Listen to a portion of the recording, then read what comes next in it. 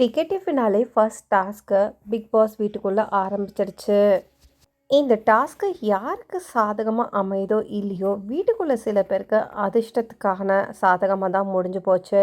So டாஸ்க்கை பொறுத்த வரைக்கும் பிக் பாஸ் வீட்டில் எல்லாருமே ரொம்ப தீவிரமாக தான் இருந்தாங்க. இந்த டாஸ்க்கை பார்த்தீங்கன்னா ராணவுக்கு கொஞ்சம் பர்ஃபெக்டாக இருக்கிற மாதிரியும் அதே மாதிரி அருணுக்கு பர்ஃபெக்டாக இருக்கிற மாதிரியும் தான் அமைஞ்சதுன்னு சொல்லலாம்.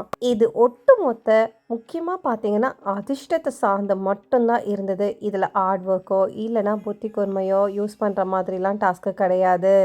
ஒவ்வொருத்தருமே ரொம்பவே தீவிரமாக இந்த டாஸ்க்குள்ளே இறங்கியிருக்காங்க. ஒவ்வொருத்தருக்குமே ஒவ்வொரு ஸ்கில் செட் இருக்குது. ஆனால் இதில் பார்த்தீங்கன்னா அதிர்ஷ்டமும் ரொம்பவே முக்கியன்றது நமக்கு நல்லாவே தெரியும்.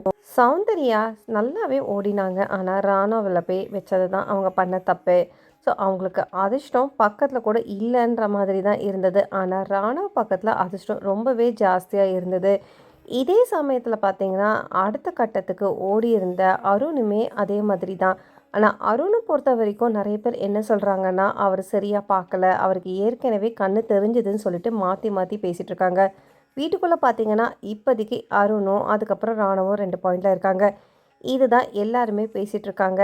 சௌந்தர்யா பொறுத்த வரைக்கும் அவங்க ஓகே ஈஸி டைப் போல் இருக்குது. ஸோ அதனால் ராணவ் சொல்லிட்டாங்க எனக்கு ஓகே தான், எனக்கு ஒன்றும் பிரச்சனை இல்லைன்னு சொல்லிட்டாங்க.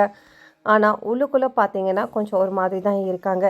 என்னது எனக்கு அதிர்ஷ்டமே இல்லை, என்ன மாதிரி டாஸ்க்லாம் வரும், எனக்கு மெமரியும் கிடையாது, அதுக்கப்புறம் டாஸ்க்கு ஃபிசிக்கல் டாஸ்க் பார்த்தீங்கன்னா அதுலேயுமே நான் விளையாட மாட்டேன்னு சொல்லிட்டு இருக்காங்க. இன்னொரு பக்கம் பார்த்தீங்கன்னா மஞ்சரி ரயானுமே ஒரு மாதிரி தான் இருக்காங்க. இந்த மாதிரி டாஸ்க்கெல்லாம் எப்படி வைக்கிறாங்கன்ற மாதிரி யோசிச்சுட்டு இருக்காங்க.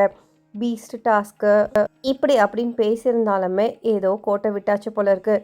ஜாக்லின் சொல்கிறாங்க சௌந்தர்யா கிட்ட, என்ன உன்னோட அதிர்ஷ்டம் ஓகே தான், நீ ஃபாஸ்ட்டாக போன கடைசியில் பார்த்தா ராணாவை போய் தொட்டுட்டேன்னதுக்கு அதுக்குமே சௌந்தர்யா சொல்லிட்டாங்களா இட்ஸ் ஓகே எனக்கு ஒன்றும் பிரச்சனை இல்லைன்னு சொல்லிட்டாங்களாம். ஒவ்வொருத்தருமே புலம்ப ஆரம்பிச்சிட்டாங்க.